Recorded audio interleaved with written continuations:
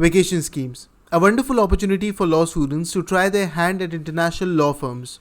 But there are a lot of questions revolving around the vacation schemes.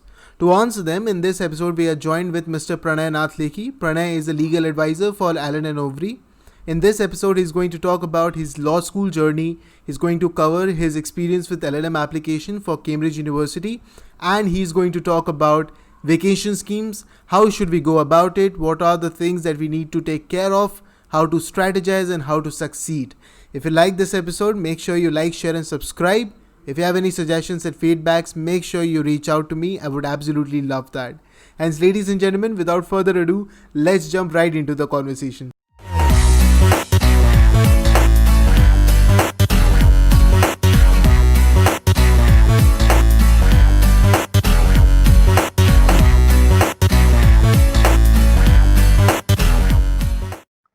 All right. Welcome to the One Take Show, Pranay. I am so happy to have this opportunity to talk to you. I think my first stint at having this conversation with anyone over these online communication mediums that have now surfaced was with you. And it was an absolutely enriching experience for anyone who tuned into our webinar. Thank you so much for taking time out of your very busy schedule. And thank you so much for creating my podcast. Thank you so much, Kaustubh. It's always a pleasure to talk to you, and you're doing some great work, making full use of your quarantine. Very, very inspirational. Right. Before we move ahead, I first of all like to congratulate you on your new feat. I think moving from future joiner to legal advisor for Allen Overy is itself sort of a benchmark for inspiration. And if I am like any other law student, I'm trying to do anything, it's because seniors like you have started setting benchmarks. So thank you so much for that. That's very kind. Right. So this conversation, I think it's very important for a lot of law students because learning from like our seniors has been a very staple source of inspiration and guidance for every law student. I think you would agree. Your journey in law school has been quite very prolific. You've had good runs with multiple activities and various areas. So I won't get much into that, but I would love to know about your version of the story. Like, how was your journey in law school and what all things did you engage with? Yeah, it's very interesting because my journey started in a very stunted fashion. So I'm a two-time CLAT giver. Right. So in my first attempt at CLAT, I got a rank that there were too many digits for me to remember, and I got no national law school. So I spent 1 year at Amity, at Amity Law School, Delhi, as it then was. I think now it's shut. But I remember thinking to myself, because I've always been very passionate about law. It's the only profession I've seen myself succeed in. But which is why I felt that, because of my passion, I just felt that I deserved to be in an environment that was very conducive to legal education. And at that time, Amity was going through all sorts of mayhem. And it was a very difficult 1 year for me because I was transitioning from school where I used to do debates. I used to engage in Model UN and be engaged in many activities in school. And I was relatively decent in my academics as well. And from that experience, I went into this bubble of Amity in Noida where I was traveling 2 hours every day to an institution that I really couldn't engage with.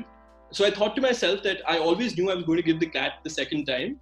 But that 1 year was very, very important to me because it made me realize that if I do get another opportunity in another institution, I am going to make sure that I'm grateful for that opportunity and take full advantage of it.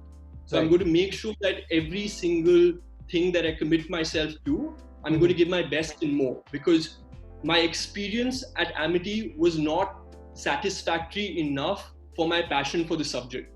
So in many ways, when I reflect on where I am today, I always look back at that 1 year that I spent in Noida and look back very fondly at it, because I know it's very easy for law students to get very dejected by the universities and the surroundings that they're in. Now, that university can be a top-tier national law school or any private university for that matter. Disillusionment is something that comes very easily. True. But I think when you're passionate about the subject and you engage in your interests, automatically life becomes a lot easier. So which is why my my activities and my performances in NUJS were a direct consequence of my gratitude for pretty much getting out of Amity. Yeah, that makes sense. I think a lot of law students who take CLAT at some point of time, like I know a lot of my batchmates in RML also have dropped. I myself had to drop a year. But that, as you said, gives us a perspective when we enter the law school and we start appreciating the benefits that we gain. This brings me to a very interesting facet of yours. In NUJS, you've had good runs with moots and various activities. What all activities did you particularly engage with? So in NUJS, I did mooting, I did a bit of debating, I did some research writing, but it was primarily my activities in co-curricular activities ranged from mooting and debating. Then I dabbled in a little bit of sports just for the sake of it, because I just enjoyed spending time with my friends. It was majorly mooting and debating. And the reason for that is primarily because I came with such a clear vision when I came to NUJS that I know that I need to do X, Y, and Z things. So when I was in my first year, I was never thinking about my second year. I was always thinking, where am I going to be at the end of 5 years? Do I see myself doing an LLM? Do I see myself joining litigation, which has always been a passion of mine? So it was always a long-term goal that I was looking at. So every activity that I did had a utility and a shelf life. So for instance, for mooting, I thought to myself, okay, what is the biggest moot that I could do? I was always interested in international law. So for international law, the biggest moot that I thought I could do was Jessup. So every moot that I tried to do before that was a means to get to Jessup.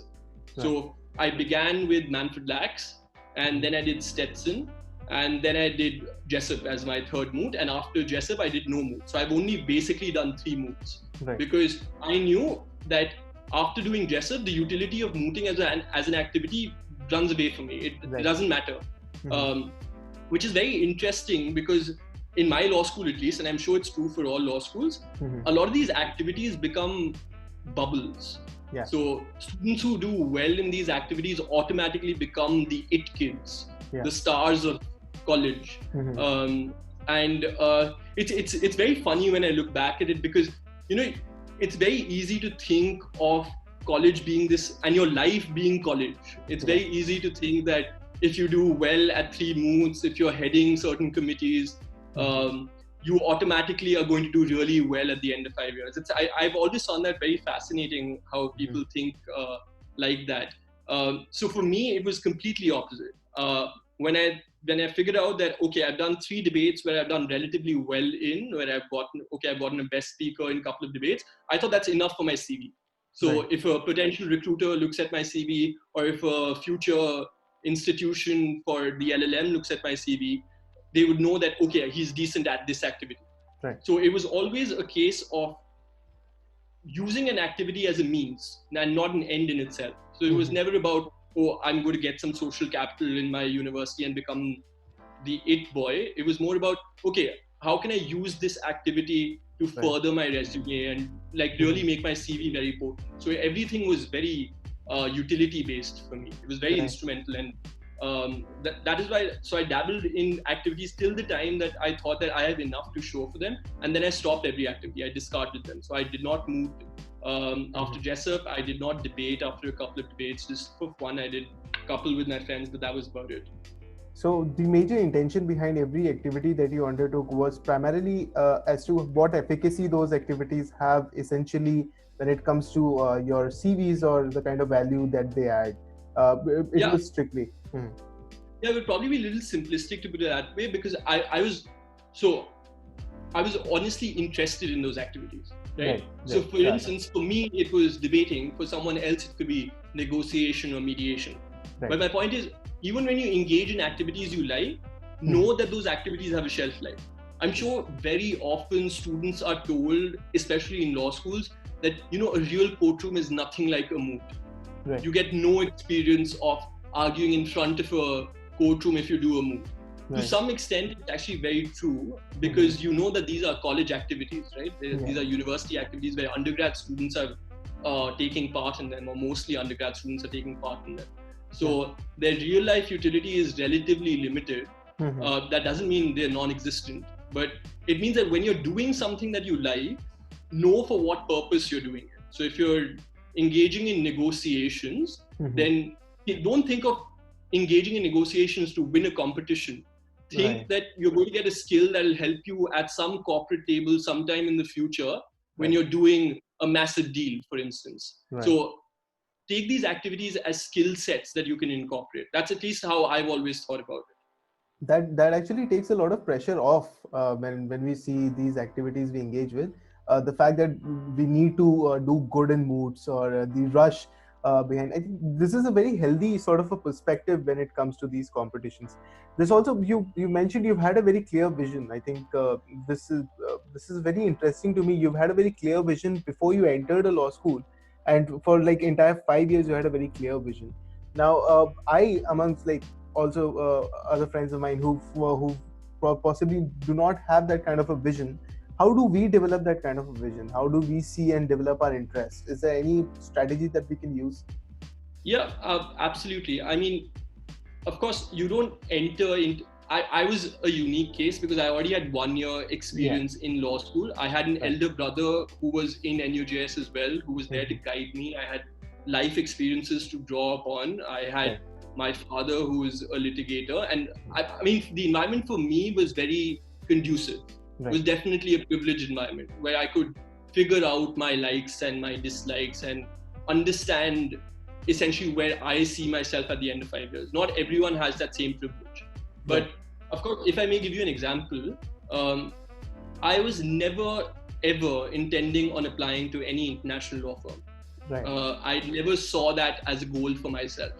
At best, what I saw at the end of 5 years, I'm going to do an LLM and then come back to India and start litigating. That was the original plan for me. But it's very important to have that vision to keep yourself flexible and see how your likes develop over your years in law school. So it was only in, I think, the end of third year, beginning of fourth year that the vacation scheme applications opened up.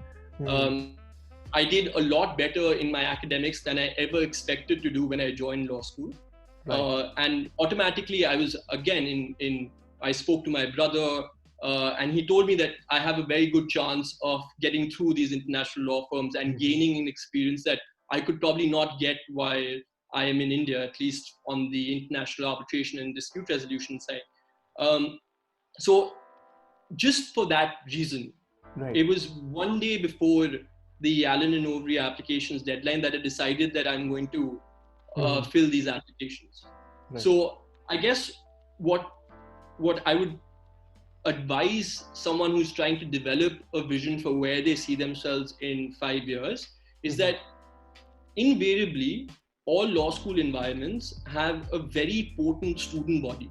So you have seniors who you will find are interested in the widest variety of subjects, who engage in multitude of activities, exceptionally entrepreneurial people in every single law school. I've genuinely noticed this. It doesn't matter which law school you belong to, but the student bodies are invariably exceptionally brilliant.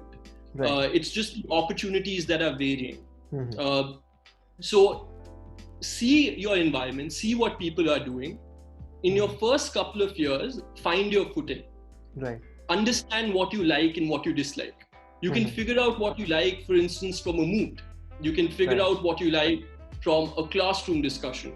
I know so many people who have gone into IPR by virtue of what they studied in class. They found technology very interesting. They loved the idea of patents and copyright. And they have gone into that field and specialized in that field. Very similar with competition. They know that the big ticket matters are there. Everyone's talking about it. And they develop an interest for competition. So it's very important to be aware of yourself. And I think as soon as you become aware of yourself and you know what you like and you dislike, figuring out where you see yourself after 5 years becomes relatively easy. So, and it's very important to understand that there is no ideal type of law school journey. So there's not like, oh, your law school journey is incomplete if you've never tried a moot. Or your law school journey is incomplete if you've never participated in an external competition. Every individual law student has a unique law school journey, and you would invariably be successful if you end up doing something you like. So it does not need to take your first year or even your second year. It can be the day before you graduate. If you found a passion that you're really interested in, there's more than enough time for you to pursue those goals. So I guess the key would always be very aware of what you like and what you dislike, and be very aware of your own capacities and your own limitations. Mm-hmm. That's very important. One of the statements that you've mentioned here is that we need to in order to somehow identify the areas that we want to somehow work with. Like, for example, yours was the international law, dispute resolution and other spheres. We need to explore the opportunities, and one of the ways is to either do moots, research papers, or readings, and possibly put in a lot of effort, so that can actually help us build a lot of vision. Well, this brings me to a rather interesting aspect of your journey, your experience with Cambridge University. But before we get into the LLM application, something a very selfish question here. Your debate speech at Cambridge Union at the Majesty's government was absolutely wonderful. I absolutely loved it. I think that platform to have that opportunity to speak is every debater's dream. How was this experience? Like, before we get into anything else, I would love to know how was this experience? It was absolutely fantastic. I knew that as soon as I got my Cambridge acceptance, that debating at the Cambridge Union was priority number one for me. I mean, we've all seen the Oxford Union debates on YouTube, the exceptional quality of oratory, and I mean, for me, there was no question about or any doubt in my mind that if I got the opportunity, I was definitely going to do it. So it was, again, very interesting. Cambridge has a very unique setup where they allow students to audition on either side in order to debate, which is unlike Oxford, which is, from what I know at least. So students can come and audition in order to get their chance to speak at the union floor in the main debate. And I landed in Cambridge just the day before the auditions were announced. I had become a member of the Cambridge Union as soon as I got my acceptance. That's the first thing that I did. I joined the union, so I was getting all the updates. And I got the notification that the auditions for the no confidence debate are happening on the day after that I landed in Cambridge. And I applied for it. The no confidence debate is an annual staple. It is one of the big things that happens at the Cambridge Union. It's the first debate, it's open to all. So I reached for the audition, and here I was, an Indian student debating in favor of Boris Johnson remaining in power in the parliament at a time when the Supreme Court has passed this judgment on prorogation. In a university like Cambridge, which is definitely Labour dominated, I could hear the whistles and the oohs and the ahs on both sides, in fact. And eventually it all went through really well, and I got my place over there, and I had superb fun giving the speech. I had a fantastic dinner before that, where we were given very exotic dishes, and it felt like the money that I spent on becoming a lifetime member of the Cambridge Union was very well spent. It was, as you said, it's one of the dream things that a debater really thinks about when they're in law school, at least. Well, that looked very wonderful. I think the video itself speaks for, and not just the video, I think the argumentation was exceptional. I won't get much into this, but I will most certainly link that video down in the description, because everyone needs to listen to your argumentation when it comes to the democratic values of election and vote bank and the adult franchise and all the case that you built for a democratically elected government. But yes, a wonderful debate and a wonderful opportunity. This brings me to your application process, and I am sure you must have been asked this question a lot of times, but this is one concern that keeps running when it comes to the application process, especially with the changes that are happening right now when it comes to application process for a university like Cambridge. If you could very briefly tell me about a certain strategy you had with SOPs, LORs, or your essays, or any of those things. Yeah. So LORs was basically, you don't pick big names. Invariably, most law students these days have an internship with a judge in the High Court or the Supreme Court. They have an internship with a litigator, and they have an internship with a law firm. That's usually the pattern that is followed for most law school work experience CVs. So, but it's important to have a good work experience, someone who's supervised your work, their recommendation. And for Cambridge specifically, you require 2 academic references. So it has to be your teachers, which is another reason why you should definitely be on good terms with your teachers. Right? There's no advantage that you get out of being a class clown when you have to go running for them giving you LORs.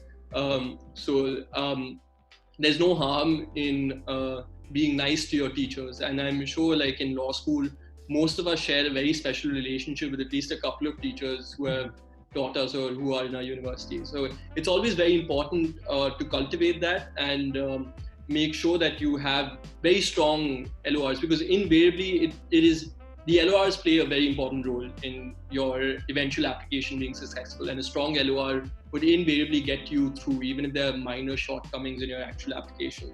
The Cambridge application was relatively straightforward. It began with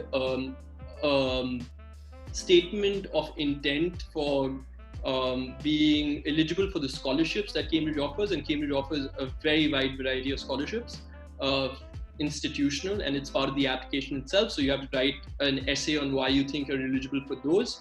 Then it moves on to the second part where it asks you about your career goals, which is a very short or 200-word paragraph on where you see yourself and things like that, why the LLM would help you.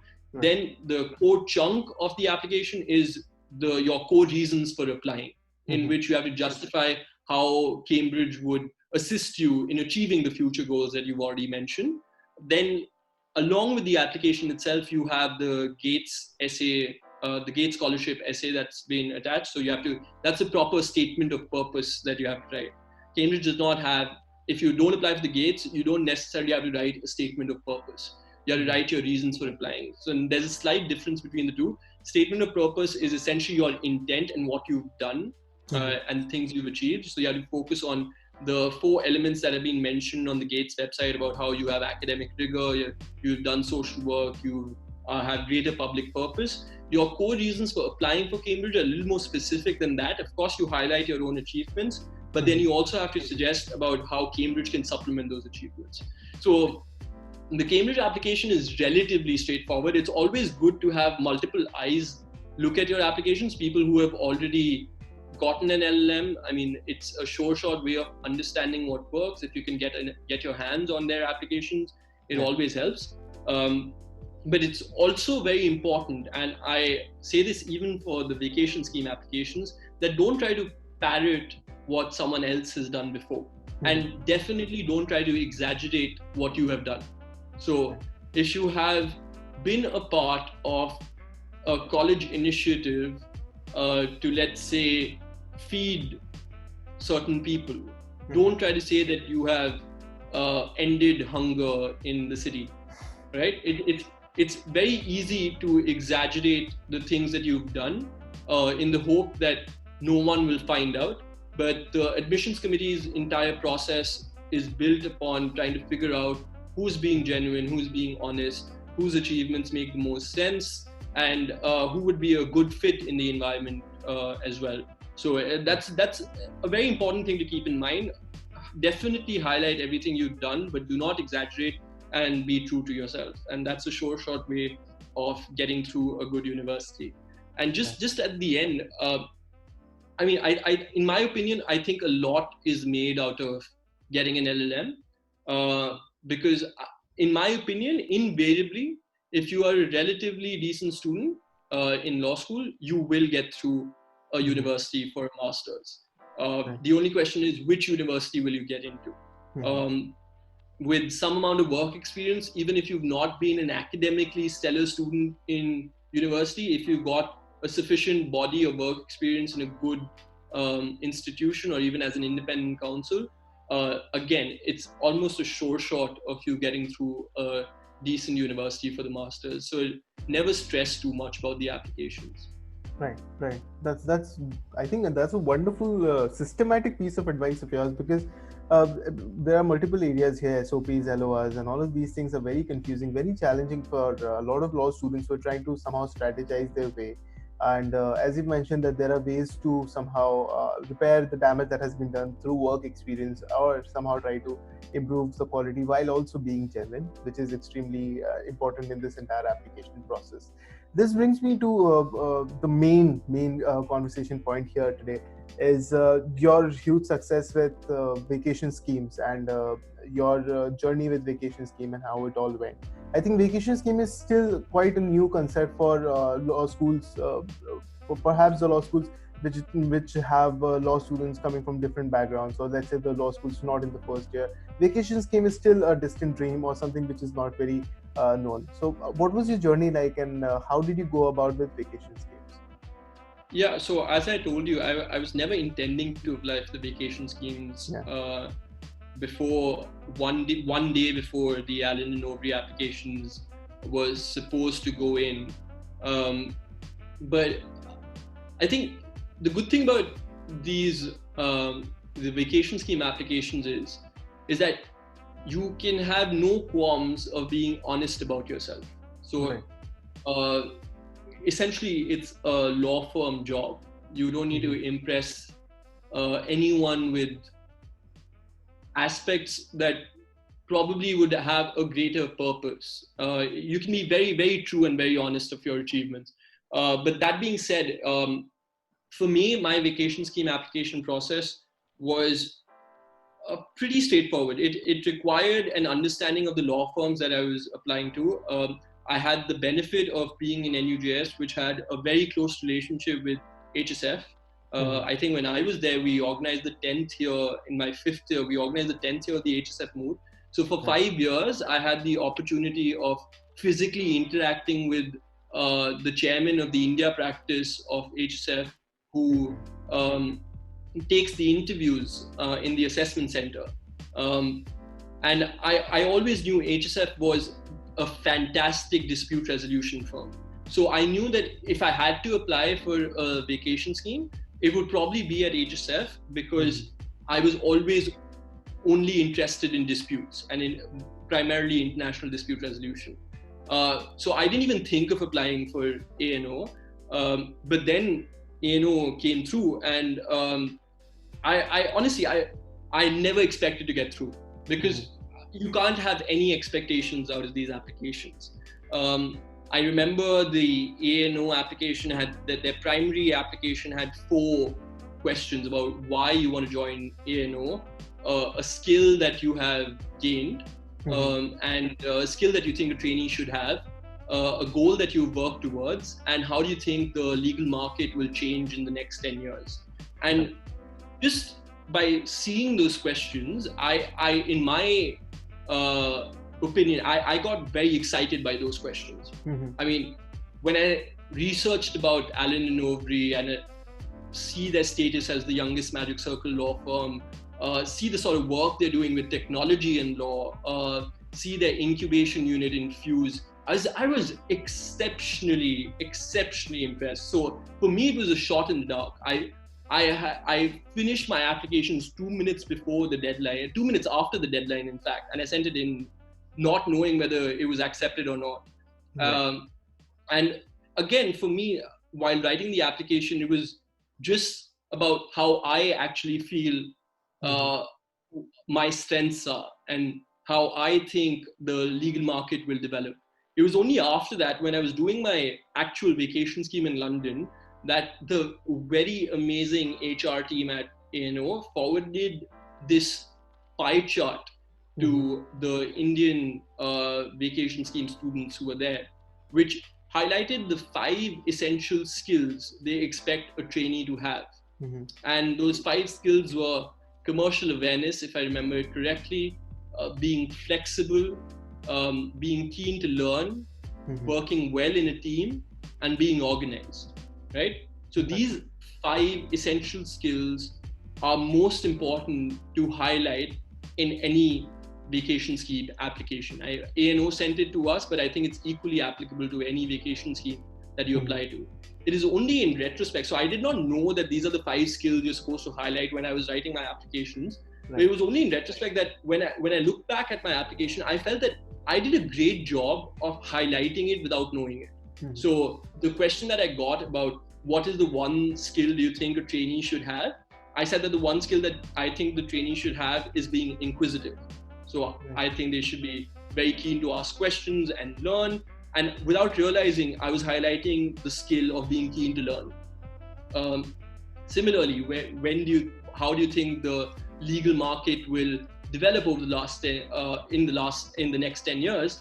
I said that clients would look for more integrated solutions, including access to litigious institutions in different jurisdictions. So a more wholesome package with lower costs.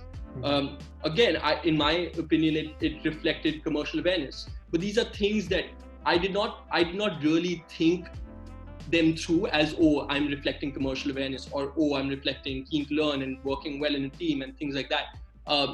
But I guess it just goes to show that a successful application would be one that reflects how you have incorporated those 5 core skills in your work life as an undergraduate student. So how have you done it through your academics? How have you done it through your internships? And how can you reflect it on your applications as well? Right. Well, that's, I think this gives us overall an idea as to what exactly is to be expected out of this entire application process or the entire process of vacation schemes.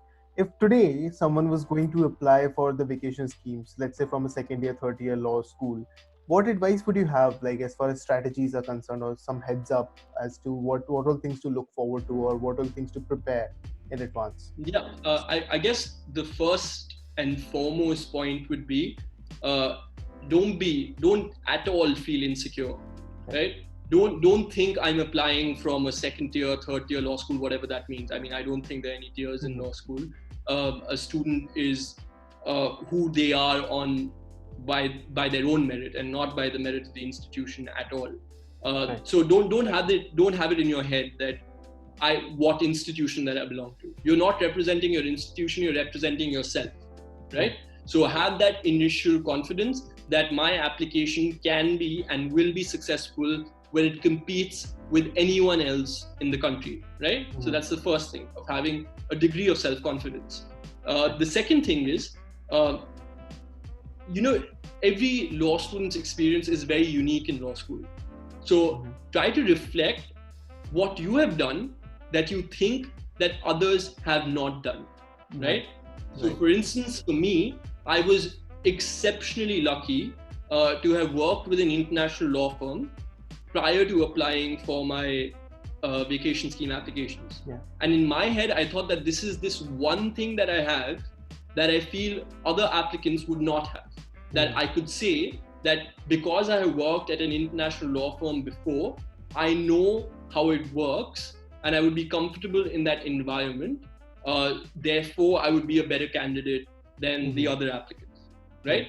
For me, it was my work experience. For someone else, it could be being a class representative or being having some other work experience at an NGO, for instance, where they were able to reflect their skills. But have the ability to reflect on your own resume and think about what is the one thing that helps me stand apart. And that is the second essential aspect, because again, I was told by HR that, Indian law students have this tendency of really being very involved in moots. So invariably, she would get an application that would suggest that some sort of successful participation in moots has happened.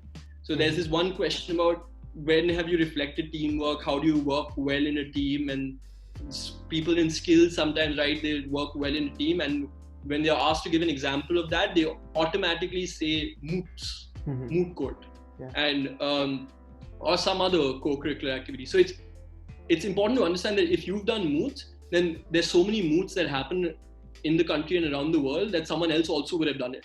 So it's not really a USP for you. However, if it is a moot that you've done relatively well at, of course, feel free to highlight that as well. But invariably, for your co-curricular and extracurricular achievements, you are always given a column, right? So you don't need to push that into your application. your application should reflect your personality, right? So if you've done a mood, don't focus on I have done a mood and I've done well. Focus more on what does participating in that mood reflect on yourself. So how does it reflect your personality? That, oh, I participated in a mood when I had my exams going on. And as a consequence of my moods, I had to miss one whole semester of exams. And then eventually when I had to write my exams, I had to write 9 exams together, right? So and I did well at my mood and I did well in my academics. So what this reflects about me is that I know prioritization, right? So you use moods not for the sake of the activity and reflecting your achievements in it, but showcasing that aspect of your personality that was developed as a consequence of participating in those activities. So that's always a good technique of trying to reflect yourself on your answers. So that's about it. I think those 3 basic points about having self-confidence, being unique, and reflecting your personality would invariably hold you in very good stead, irrespective of whichever institution you come from. The recruiters never look at your institutions. Of course, if they have past experience recruiting from those institutions, they know those universities, so you might have a slight advantage. But again, that does not in any way mean that someone from a different law school would not have the opportunity of getting through. It just doesn't work like that. Right. I think this entire strategy itself is very useful for every law student who would one day or the other consider applying for the vacation schemes. I think this opportunity opens up a lot of doors and a lot of areas where we can explore. But I believe this explanation of yours and this entire idea of yours about the strategy is very helpful to everyone. Thank you so much, Pranay. I think this entire conversation will add a tremendous amount of value. Before we close this off, do you have any last words for our listeners? I would just thank you, Kaustubh. This has been an absolutely wonderful conversation. And I would hope that everyone who's listening just is unafraid and is keeping safe and well. And they're very uncertain times across the world. So don't put too much pressure on yourselves, and be assured of the fact that whatever you do, you're definitely going to be successful if you're doing something you like and you enjoy. So make sure that you follow your passions. And that was very sage-like of me and very unnecessary at my age. But that's what it is. But trust me, we'll take that advice we'll get from anyone from anywhere. The idea that somehow we can still function in a society in a time like this is really helpful. But thank you so much, Pranay. Thank you so much. I believe this conversation will add a lot of value to anyone who listens to this conversation. So thank you so much for this opportunity. I had a wonderful time. I hope you had a good time too. Absolutely, Kaustubh. Thank you very much. Thank you so much, Pranay.